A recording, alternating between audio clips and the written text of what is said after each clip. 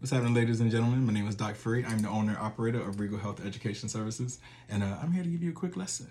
So today we'll be discussing educating to scale. In other words, making adult material more age appropriate.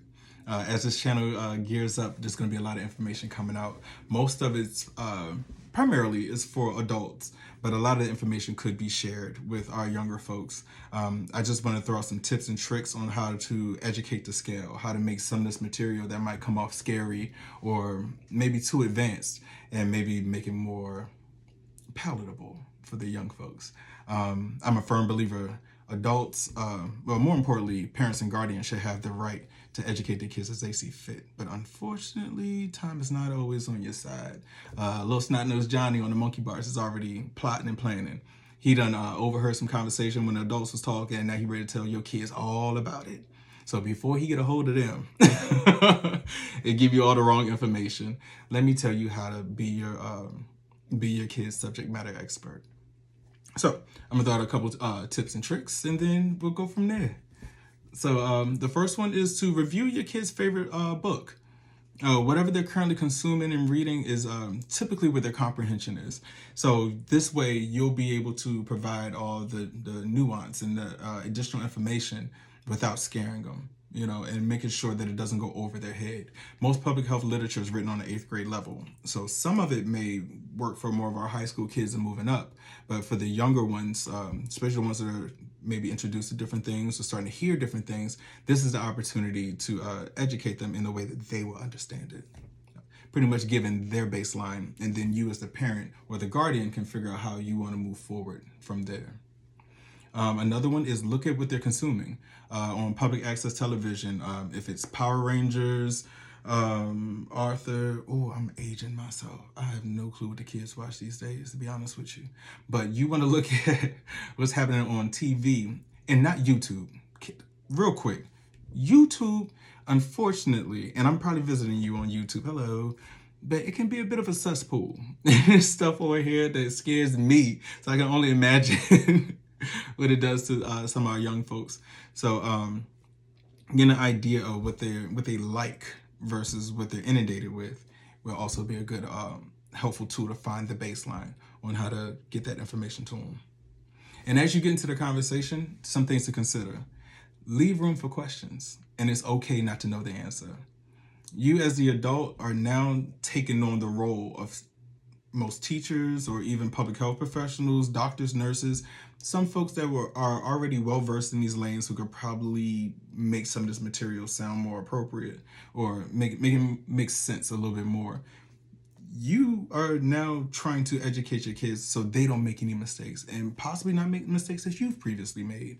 And that's okay. Make sure to give yourself some grace. Don't trip, don't lose it.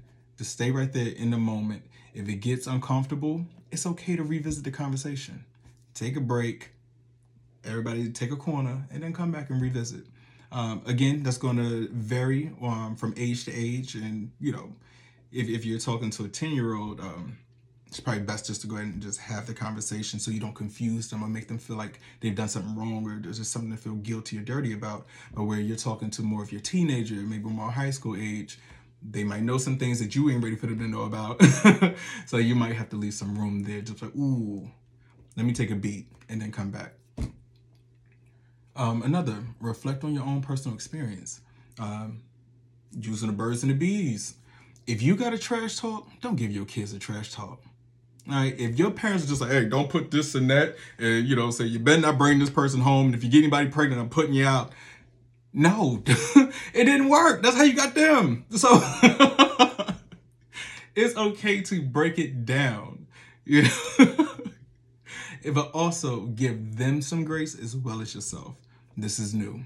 If you do it right, you might only have to have that conversation once, but if you have to come back to it, it's a part of the deal. Merry Christmas, we parents now. So that's what you gotta do. What's going on? We discussed reflect on your own personal experience. Also, what did your parents forget to say? Did they, when they said this goes into that, did they mean to say that when you find yourself in an adult situation where you're here or there and this is what's happening and this is the outcome? There's a very difference in the way we got to talk about it. I'm choosing my words carefully because I don't know how YouTube works just yet, so bear with me. But I think you're picking up what I'm putting down. So, are you okay with him hearing it from somebody else? Oh, snot-nosed Johnny. Let me tell you about Johnny and what I learned from Johnny. I learned way too much, and I got a lot of things wrong. Because there's always that kid out there who overheard the conversation, and now they understand it correctly. Think about it. Some of y'all couldn't even curse in a correct sentence. Hey, age, you know what I'm talking about. You know what I'm saying? You know what I'm saying? And then things had to develop. You had to develop as a young person into adulthood. You know what I'm saying? And things became more clear over the years and stuff like that. What you don't want to do is allow so much time to go by that you don't correct certain things or address certain things that maybe your child has overheard but just doesn't feel comfortable coming to talk to you about it just yet. So you initiating the conversation and coming to the forefront with any difficult conversation will reset that child's mind, you know, and it'll also give you the opportunity to now correct any misinformation and then also lay a new foundation for an open line of communication. Let me see. Are you okay with being the bad guy? That's what it is. Some of these things that we're going to talk about, it's scary. It is scary. Now, let me tell you, when it comes to reproductive health, sex education, public health initiatives, anatomy, things that goes on with the body, even down to reading comprehension, things that are meant to be consumed and things that are not, things that I want you to stay away from. I'm cool with being a bad guy. Me as a parent, that's what I'm supposed to tell you to do or how to do. Some things I'm not willing to talk about. That's what Johnny's for. Santa Claus. Until Johnny tell him Santa Claus is forever. You got to think about what's most appropriate for you, and then also, and more importantly, what's more appropriate for your child. That way you can nip some things in the bud and prevent the misinformation that seems to be rampant these days. Let's see. This one might tick some people off, but you know, this conversation needs to be had. I'm cool with having it. So align the genders. Males with males, females with females, and if they're trans, non-binary, perhaps another category, forgive me for not having it available, understanding and respecting people for the way that they show up is most important. So my mother couldn't tell me how to be a man. It's just not her wheelhouse. She can't. She doesn't have the experience. I need my father for that. If I have a daughter, I can't, there's things that I just comfortably can't discuss with her. You know, I can't tell her how, you know, what her menstrual cycle is going to be like, how to prep for it. Now I can do research. I can get my female friends. I can have other people come over and talk, and that's where it's key. But me as the man, I need to seek that help to help my young daughter, because I don't want to be the reason why she's misinformed and why perhaps she find herself in a situation that could be potentially embarrassing for her. That's where it all comes in. And then that leads me to my next point. Mom, dads, and boy moms and girl dads. Sorry. You know what I'm saying? That's something to consider. Again, no one is judging you. No one's kicking you back and no one's saying, well, you can't do this and you did something wrong. No, life is life. And these are just the circumstances that we have, you know. But the thing about it is, if you can find the resource or someone who can fill in and releasing possibly that ego, or, you know, well, I should be able to do it all. Well, we all can't do it all. It's impossible. And at the end of the day, if we remove ourselves from the situation and think about what our babies are going to need, we would do something a little bit different, because that's what we do as parents, right? Remove the emotions and do not hijack their emotions. Remove the emotions as far as what you are feeling. Don't hijack their emotions for their confusion. They may have some follow-up questions. They may be grossed out. They might be upset. No matter what the conversation is, we as the adults are the people who are experiencing life day after day after day. When it comes to our babies, their hardest decision should be, what are they getting off the ice cream truck?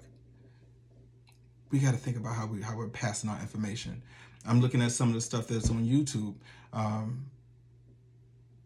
And if my kids were to consume something like that, or to hear and see things like that, I'd be heartbroken, because some of these things, it's not fair. Let's just keep it a buck. Let's just have this talk. Some of the things that we're exposing our kids to ain't fair, and we got to do better. As the parents, we control the narrative. Now, some things get out. Stuff happens. I was nosy. When the adults was having their conversation, they did it right. Kids go play, and they went out and played space and did whatever. We were ear hustling. We would go wait by the door and do all the other stuff. Some of those things, that's just kids being kids. But when it comes to just outwardly exposing them to certain things, now we got to do better. Respectfully. This is each one teach one. All right? We are teaching our communities how to fish.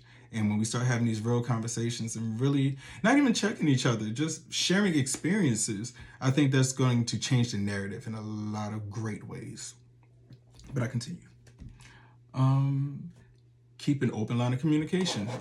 That's what I mentioned before, and it goes into the next point, where it's state facts laced in grace. By giving grace and leaving so much room for questions and follow-ups, and even if they're wrong, ooh baby, where'd you hear that from, Johnny? Yep. Tell Johnny I said I need to talk to his mother. And then you had a conversation, you know what I'm saying? But give them grace. They're kids. You did it. Your parents did it. And their parents probably did it. Ear hustling. That's comes with the territory. We nosy. And so are they. Hang in there. Be nice to yourself. This is new to you too. I can't stress that enough. Sometimes as parents, we want to jump in and just be like, let me save the day. Let me fix this. Let me fix that. We don't have all the answers all the time. We don't. And it's okay to be like, hey, baby, I don't know right now, but I'm going to go figure that out. And we're going to have this conversation. Give me a couple days. Give your babies a deadline. In a couple days, we're going to talk about this. We're going to revisit this. There's something I want to talk to you about. Now, I'm not saying be like when you get home from school, your butt is grass. And we all know what that feels like. That's not the feeling you want to give at all. And again, this goes across any subject. You want it to be lighthearted, chill, relaxed as possible. And if it is one of those situations where it does evoke a bunch of emotions and it causes people to maybe stress out a bit, it's okay to take a break. It's okay to take a break from the subject and then love on the kids. Come here. Let me explain this to you. We're going to stop right here, but this is what I want you to know. I want you to calm down. I want you to relax. This is just the information I want you to know for now. And then when we come back and talk about it, I'm going to talk about how we can do things differently and how we can improve this. Oh, real quick. That's also a point when we're talking about losing parents. Perhaps the family dog is about to pass, things like that. These are how you introduce certain things to the conversation, because we don't want to hijack their emotions. We don't want to scare them. We want them to emote and let things out so it doesn't get trapped inside. Men, we know what that's like. And I'm coming back to y'all too. Oh, this is going to be fun. This is going to be fun. But we want our kids to be kids as long as they can, because once they're adults, it's over with. Not in a bad way. Not over. Free, shut up. Okay. So, don't forget to do your own research. Confidence is key. Now, it does not do us any good, nor our children, to pull them to the side and try to have a conversation and we don't know what we're talking about. It is our job as the adults in the room to go figure out what we are talking about and then having the conversation appropriately for our children. Respect your religious tenets.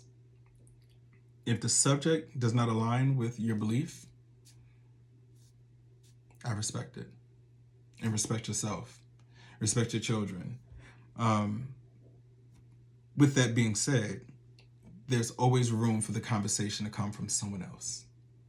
So it's just one of those things is, are you ready to have the Santa conversation, or would you like little Johnny to have it? Lastly, just had a conversation. Just do it. It's okay. And if you get it wrong, come back and fix it. But at the end of the day, give yourself and your baby some grace. And that's all I got for you. Y'all have a good day. Be blessed.